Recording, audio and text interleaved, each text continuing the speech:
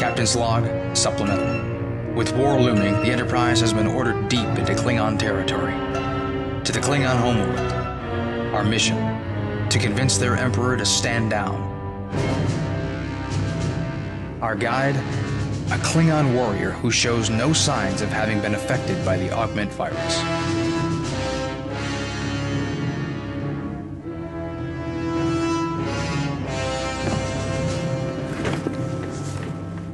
Have none of you Earthers ever seen a Klingon? Only those genetically engineered. Improved, with human DNA. This is Captain James T. Kirk. He's the commander of this ship. Captain, this is Kishaw. He escaped the Empire in a freighter, Jim. We picked him up on Sherman's planet. Kishaw was tutor to the Emperor. He's working with us, Jim. No Klingon would ever defect, and I sure as hell wouldn't trust him if he did. I've not defected, nor am I working with you. We merely have a mutual goal. We've been able to verify most of his information, and he's convinced Starfleet that this mission can succeed. If we can reach the K'Tumba, this war can be averted, Captain. What's a K'Tumba? Not a what, Doctor? A whom? The K'Tumba is their Emperor. He's a sacred ruler who rules as a god. He carries the blood of Kahless. All of the planets, peoples, and battle fleets of the Empire are his personal property. Civilized people do not own other people. The history of your Earth says otherwise. A loyal slave. And yet you come here ready to sell out your Emperor. Why? The K'Tumba is a 16-year-old boy. Since birth, he's been sheltered. He's never left Kronos. He's scarcely more than a figurehead. The real power lies with his regents, Warlord Malkathon and his deputy Kali. For 5 years, Malkathon has been gathering forces loyal to himself, amassing power which is not rightfully his. And you're telling me that the K'Tumba is going to ignore his most trusted regent and advisor and listen to his dismissed, and I assume disgraced, tutor? As regent, Malkathon declared the boy's education ended in order to get rid of Kishaw. Now, it's my gut feeling if the K'Tumba knew the reality of what they face, he would never endorse the war that Malkathon is planning. The more I hear of this, the less I like it. A Klingon that would betray his own people because he's afraid of war? I just don't buy this. I do not fear war, Captain. I relish it. Really? Then why don't you tell me what a Klingon warrior is really afraid of? A dishonorable death.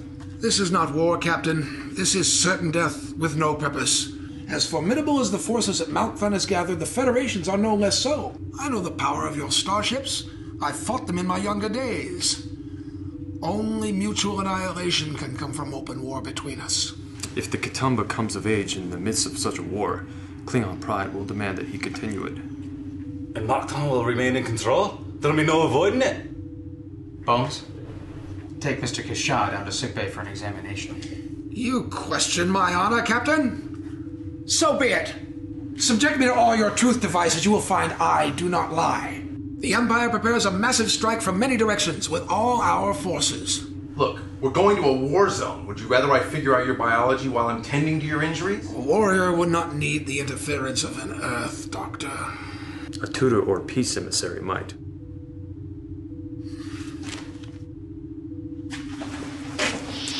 Jack, you realize you're risking my ship and the lives of my crew on the chance that this Klingon is trustworthy. Kishaw can help you avoid patrols and open battles. Or he could lead us into both. Capturing the Enterprise would allow the Klingons to dissect its technology. And destroy the balance of power. Which is precisely why the Klingons should never, ever get the Enterprise.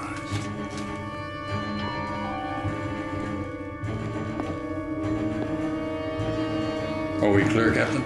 Perfectly. We're expendable.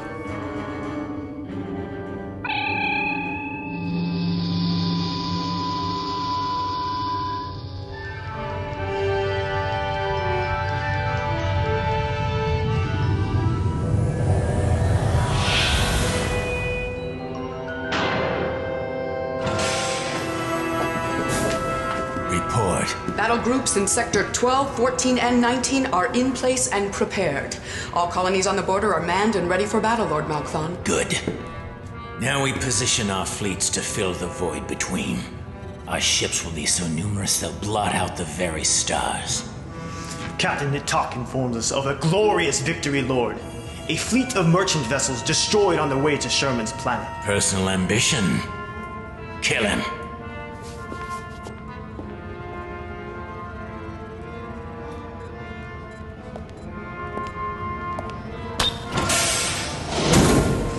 He's just a boy, Malkthon, with no powers, no contacts, and knows nothing.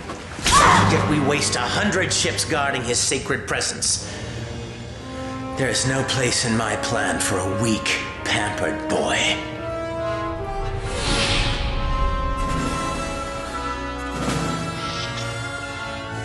Report. En route to the Klingon border, sir. Steady as she goes. The bridge is yours. We've never ventured this far into the disputed area without encountering Klingon ships. Well, with Kishaw's help, hopefully we won't encounter any more. You all know our mission, and if we're to have any chance of success, it's going to depend on this crew's ability to work with our guests. You know, I gotta hand it to him, Jim. Kishaw doesn't trust us any more than we trust him, but I'll be damned if he didn't sit still for every test I could think of. I'm finding Kishaw to be more reasonable than any Klingon we've encountered, and much less governed by emotion than humans. Quite unexpected and refreshing. Well, Spock, if you prefer Klingons, I'm sure we can arrange to leave you behind. Environmental. We've adjusted Kishaw's quarters to meet his specifications, and I got botany digging up all the live worms they can spare.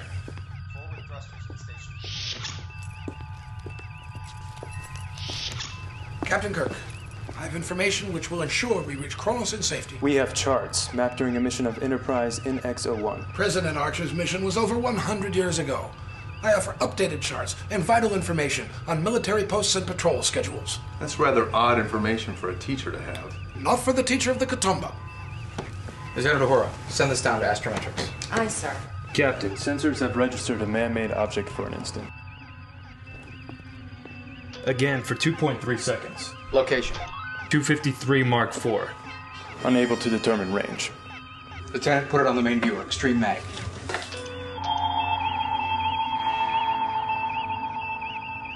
Captain, it is a ghost ship and must be destroyed. We've heard rumors of fast one-man ships with cloaking devices. I will not reveal the defenses of the Empire, not even to complete this mission. You might have mentioned that before we sailed into Klingon space. Ghost ships are unarmed, Captain. All power is reserved for the cloaking device. Then it's not much of a threat. Untrue, Captain.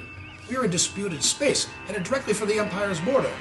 If he gains the power to transmit our position, he will notify the fleet of our intentions. You cannot find him, Captain. Allow me to assist. Jim, is this our mission? To destroy every ship we meet? We'll be no better than the Klingons. We'd be replacing warfare with terrorism. Another contact, sir. 2 seconds. Captain, our mission ends here if he transmits our position. Jim, you're hunting an unarmed ship. Its subspace radio is its weapon, Doctor. Assist Mr. Spock. Plotting its course. Feeding to navigation. Follow that ship. Lay in a course, warp factor 6. Aye, sir. I have it. Approximately 200,000 kilometers. Mr. Chekhov, I need photon torpedoes. Timed fuses, 25,000 kilometers. Torpedoes loaded, Captain. Tactical on view. Range, 100,000. Closing fast. We're going to overshoot him. Slow to impulse. He's turned again. He's got to know he can't escape. Ship to ship. Broadcast an appeal to surrender. Surrender, Captain? No Klingon would dishonor himself so. Once he decloaks, he will gain the power to transmit our position. No response, sir. 50,000. He will signal it is his duty. 30,000. Photon torpedoes, broadest possible spread. At this range, the blast will impact us as well. Jim, this is murder. Any way you cut it. Fire.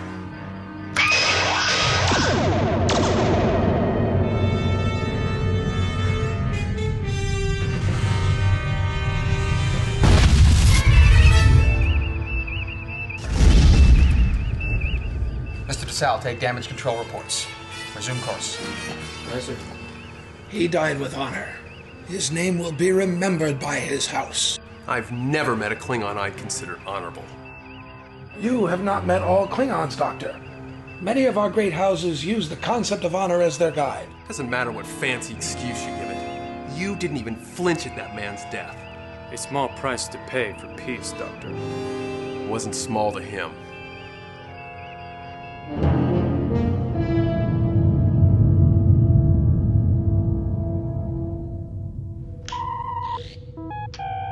A Class M planet, slightly larger than Earth. From Kronos, our sacred planet, we have carried the glory of the Klingon Empire to star systems beyond measure. By carried, you mean enslaved? Protected, Captain. Each system we bring into the Empire further guarantees the existence of all. We managed to do that with mutual trade agreements. Clumsy and inefficient. I'm sure your subjects would prefer a little inefficiency to Klingon rule. They have easy lives. For the few laws imposed, they enjoy the benefits of belonging to the Empire. We experienced those laws and benefits firsthand on Organia. Then you know, Captain, it is our warriors who lead difficult lives. For the honor of their duty, they serve aboard ships without any of the luxuries you enjoy aboard the Enterprise. Spacious cabins, soft beds, recreation areas. We reserve our spaces for combat training areas. Society cannot thrive if all it does is prepare for combat. We pass on values and history to our children without the aid of swimming pools and bowling alleys on our warships, Doctor. Well, I'm surprised you make time for children. Those retired raise our young to the age of warrior training. Mothers don't raise their own children? Practice not uncommon on Earth, in cultures where women were thought unfit to teach their sons to die. Sparta, feudal Japan. Captain, Keisha's star charts aren't adequate. They're vague. From an astronomy textbook, I guess, not a navigational program. Can you make it work? Well, I've overlapped the two maps into the database and I've programmed the computer to look for uncharted anomalies. But still, the sensors are going to have to work overtime to make sure we don't fly into anything. Captain to the bridge. Kirk here. A Klingon battle group, dead ahead.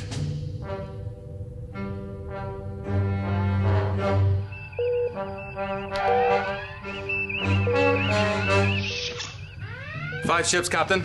Older models, but their weapons are fully armed.